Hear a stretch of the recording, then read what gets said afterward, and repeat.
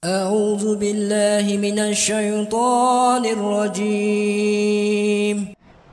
Ada satu kisah dalam hadis Nabi sallallahu alaihi wasallam, ada sahabat Nabi berapa orang dia bina khemah atas kubur. Dia tak tahu tu kubur. Lepas dia dah duduk, dia dengar ada bacaan surah Al-Mulk daripada awal sampai akhir, sampai habis. Kalau kita lah start bismillah lari dah kita. Sahabat Nabi ni dia tunggu sampai habis baca surah Al-Mulk. Kemudian mereka mula sedar rupanya di bawah itu ada kuburan. Lalu mereka bertemu dengan Rasulullah sallallahu alaihi wasallam. Ya Rasulullah, kami telah mendirikan khemah di atas kuburan yang mana kami tidak tahu itu adalah kubur. Lalu Rasulullah sallallahu alaihi wasallam bersabda, bila dengar cerita yang baca Al-Mulk daripada awal sampai akhir tadi tu. Bila Nabi dengar cerita, Nabi kata, sesungguhnya tabarakallazi biyadihil mulk, iaitu surah Al-Mulk itu. Kemudian mereka yang ni sahabat datang kepada Nabi sallallahu alaihi wasallam seraya berkata, wahai Rasulullah, sesungguhnya aku telah mendirikan khemah di atas kubur yang aku tidak ketahui akannya, dan aku terdengar di dalamnya seseorang membaca surah Al-Mulk sehingga tamat. Maka Rasulullah sallallahu alaihi wasallam menjawab bersabda, hiyal mani'ah hiyal munjiyah tunjihi min azabil qabr. Sadaqa Rasulullah sallallahu alaihi wasallam, yang bermaksud yakni surah Al-Mulk adalah penghalang, penyelamat daripada azab kubur. Subhanallah, Allahu akbar. Ibu bapa yang hebat, dia tidak akan mengeluh ataupun tidak akan leka dan takkan rasa penat untuk ingatkan anak dia setiap malam baca Al-Mulk, jangan lupa. Anak dia duduk kau lupa, Assalamualaikum, ya mak ada apa? Tak ada gapo, mau nak pesan Al-Mulk, jangan lupa. Dah lah, Assalamualaikum, dah tu je. Kalau boleh nak malai tu telefon tu ataupun mesej WhatsApp, mak nak pesan ni, jangan lupa baca Al-Mulk, ya mak. Walaupun 20 tahun, walaupun 10 tahun, walaupun tiap malam itulah dipesan. Tahu tak apa yang berlaku, wahai ibu ayah sekalian? Bila anak tu baca, pahala mengalir tanpa henti. Dan kalau anak itu baca pula seumur hidup dia 30 tahun, kita dalam kubur, kita duduk relax dalam kubur, pahala bacaan Al-Mulk itu tanpa henti masuk ke dalam kubur kita. Dan kalau anak kita dia pegang sungguh dengan didikan kita, pesan suruh baca Al-Mulk tu, dia didik pula cucu kita supaya beringat baca Al-Mulk.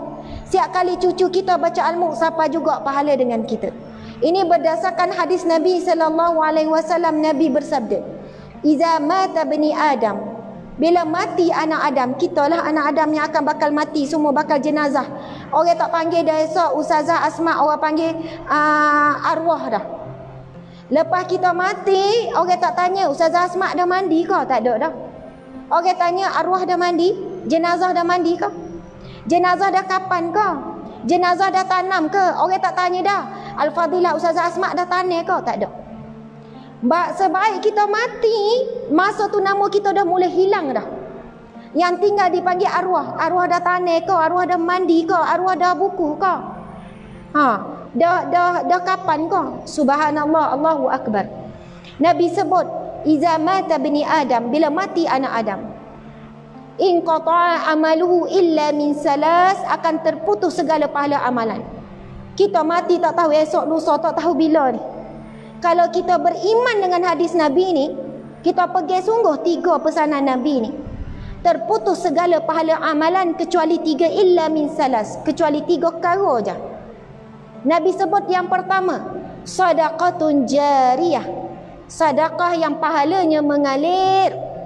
Yang kedua, al-ilmu yuntafa'u bih, ilmu yang bermanfaat. Dan yang ketiga, wa waladun salih an yad'ulah, doa anak yang soleh yang mendoakannya. Hari ini kita jumpa ramai anak soleh, mokcik-mokcik, pocik-pocik. Anak soleh mungkin ramai, tapi wak sikit anak soleh yang mendoakan. Ramai juga anak soleh, seminggu doa lagi, sebulan doa lagi, lepas setahun 2 tahun seminggu sekali doa. Tapi nak kau boleh anak soleh Yang setiap kali 5 waktu solat tak tinggal doa kepada orang tua dia, ni mahal sangat. Sebab itu, untuk memiliki doa anak yang soleh, kita perlu selalu melatih anak kita berdoa untuk kita. Jangan bila sesak nafas nak mati lolo, jangan lupa doa ke mak deh. Tengah dah nazak tu baru pesih. Tapi masa sehat ni lah, masa tengah sehat, kita sekali-sekala telefon anak-anak. Assalamualaikum. Ya mak, ada gapo mak? Waalaikumsalam. Waalaikumsalam mak. Ada gapo tu mak? Tak ada gapo, mak nak minta doa. Doa gapo pula mak? Tak pernah-pernah minta doa ni. Doa lah mak mati husnul khatimah. Jangan lupa doa ke mak. Mak nak mati molek, nak mati ngaji Quran. Mak kalau boleh nak mati tengah sujud. Kalau boleh mak nak mati hari Jumaat.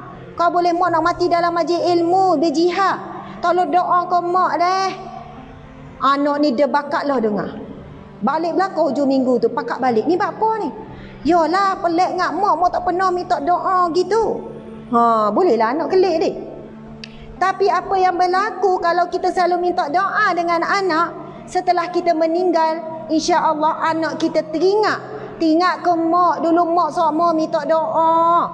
Dan insya-Allah bila kita latih anak kita jak kecil, doakan kita. Jangan lupa doa mak yang Nabi ajar tu, Rabbighfirli warhamni wajibunni. Waktu doa tak dua sujud. Rabbighfirli waliwalidaina, waliwalidayya pun boleh, waliwalidaina pun boleh. Waliwalidayya tu untuk kita aja. Waliwalidaina untuk kami. Rabbighfir lana, ya Allah ampunilah kami. Waliwalidaina, dan ampunilah ibu bapa kami. Warhamhuma, ataupun nak warhamhum pun boleh. Kama rabbayana sighara, ataupun kama rabbayani saghira. Ada perubahan sikit dhamir tu. Tak apalah mana-mana pun, tapi doa itu datangnya daripada Nabi sallallahu alaihi wasallam.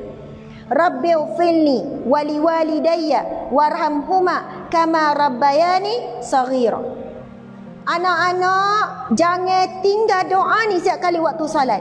Nanti hikmah yang besar, anak kita takkan tinggal doa ni untuk kita. Tapi kalau kita sendiri kurang berdoa untuk mak ayah kita, janganlah nak harap sangat anak kita turut mendoakan kita. Samalah lo ni, kalau kita lalu kok kubur tak heret. Kubur. Lalu kok malam takut atu. Kubur. Hari ini kalau kita menyantuni ahli kubur dengan baik, bila nampak je kubur, Assalamualaikum ya ahli dar, ya ahli qabr, ya ahli kubur, tak apalah gana pun. Allah faham. Lepas tu kita pun Al-Fatihah. Contoh, ya Allah aku sedekah Al-Fatihah ya Allah kepada ahli kubur. Ataupun lalu ke kubur, ya Allah ampunilah penghuni kubur ya Allah. Kadang-kadang selawat, nampak kubur tak payah berhenti tengah jalan tu, kayak kita pula pindah lalu masa tu. Ada orang kata, ustazah dah wisalah kan nak berhenti tepi jalan kau nak baca Fatihah? Tak payah. Assalamualaikum ya ahli kubur. Gerak supaya biasa. Ya Allah, aku sedekah Al-Fatihah, ya Allah ampunilah penghuni kubur. Kalau gitulah perangai kita, akhlak kita dengan penghuni kubur, esok time kita duduk di kubur, subhanallah, orang melitah lalu suruh nak wisalah, melitah lalu suruh nak sedekah Al-Fatihah, padahal tak kena-ngena ni. Lalu suruh nak minta ampun. Ini sangat penting, subhanallah. Kalau kita dengar kisah Imam Hasan Al-Basri, Masya Allah, Imam Hasan Al-Basri ini di kalangan at-tabi'in, sahabat kepada sahabat Nabi, ulama yang besar, wali Allah dan sebagainya. Kisah benar, ada satu ketika ada seorang ibu datang dalam majlis Imam Hasan Al-Basri. Wahai Syekh, wahai Imam, aku sangat merindukan anak perempuanku yang berada di dalam kubur. Ia dah meninggal dunia. Bagaimana untuk aku bermimpi bertemu dengannya, wahai Syekh? Imam Hasan kata, buat amalan sekian, baca sekian-sekian, insya-Allah kamu boleh bertemu, boleh melihat keadaan anak perempuanmu. Ibu ni buatlah rindu sangat ke anak puan ni yang meninggal dunia ni. Selepas beberapa hari, wanita tersebut hadir semula dalam majlis Imam Hasan Al-Basri, tapi menangis teresok-esok, rasa sedih sangat. Kemudian apa yang berlaku? Allahu Akbar. Kemudian ibu tu datang selepas beberapa hari, tapi dalam keadaan menangis teresok-esok. Lalu dia berkata, wahai Syekh, aku bermimpi bertemu dengan anakku tapi keadaannya sangat dahsyat, disiksa di dalam kubur.